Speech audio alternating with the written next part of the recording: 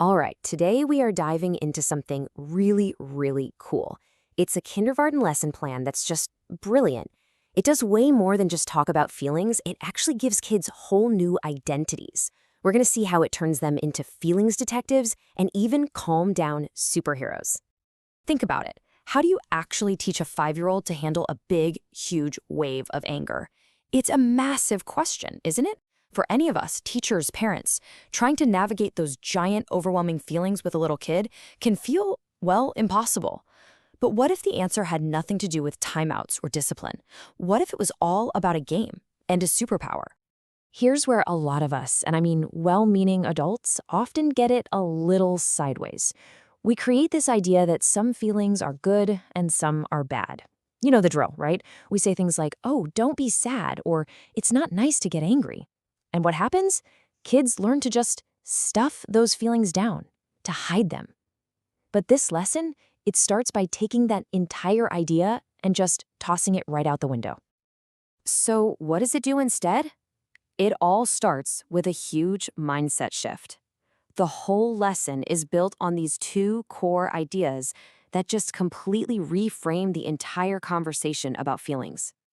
Okay, pillar number 1, and this is a big one. The message is simple. All feelings are okay to have. The goal isn't to try and stop a feeling. It's to validate it. It's about giving kids permission to just be human.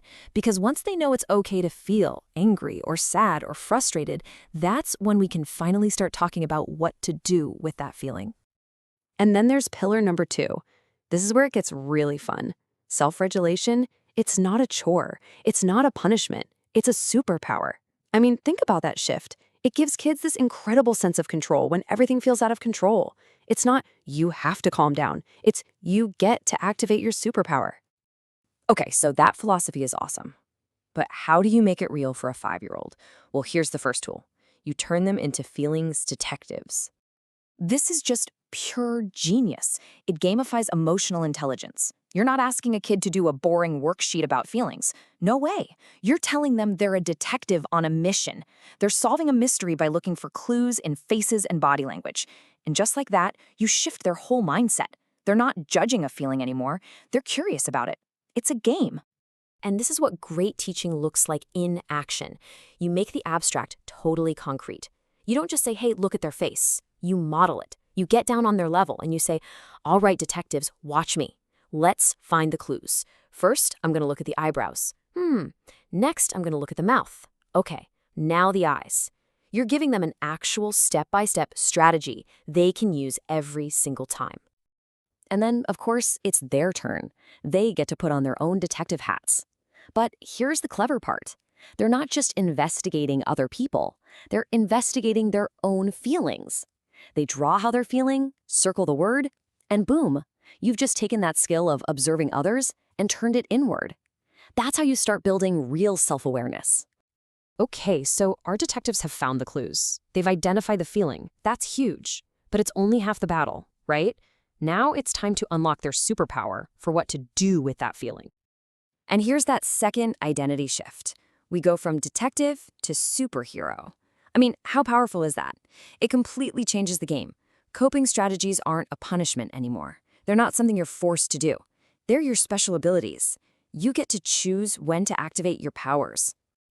You know, every superhero needs a whole toolbox of different powers, right? And that's exactly what this is for. It helps kids build their personal toolbox. You can see on one side, they're connecting what happened to how they felt. And then on the other side, they're learning actual specific strategies. It's not just take a deep breath. It's belly breathing. It's 5-finger breathing. These are real physical actions that can anchor a kid when their emotions feel like a storm. So, how do you explain a deep belly breath to a 5-year-old? You're not going to talk about their diaphragm, right? No. You use an analogy they get instantly. Pretend your belly is a balloon. I mean, come on. They can see it in their mind's eye. The balloon filling up with air and then slowly deflating. It makes this invisible process totally tangible. It's just so simple and so smart. Here's another great one for the toolbox, box breathing. This is a fantastic superpower. It's not just about breathing, it combines it with a physical action, literally tracing a box in the air or on your leg. And that simple 4-part structure Breathe in, hold, breathe out, hold. It gives the brain something clear and predictable to latch onto. When everything inside feels like chaos, that little box can be an incredibly powerful anchor. Okay, so we've got our detectives and we've got our superheroes. The kids have the tools. But how do you, as the teacher or the parent, make sure this stuff actually sticks? How do you weave it into the everyday so it becomes second nature? This is really the secret sauce, right? The pro moves that make it all come together. Because great teachers know it's never just one thing. It's using visuals like feelings charts. It's getting kids moving with something like feeling charades. It's constantly connecting it to their real lives. Hey, remember when? It's getting them to work together, and it's making sure every single kid, including language learners, has what they need to get it. This is how you build a whole classroom culture around this stuff, not just teach a one-off lesson. And really, that brings us back to the biggest idea of all. What if the real key to self-control isn't about more discipline, but about giving kids a new identity? This whole lesson isn't just about teaching skills. It's about giving them a new story to tell themselves. You're not just a kid who gets mad. No, you are a feelings detective. You're not a kid who needs to calm down. You are a calm down superhero.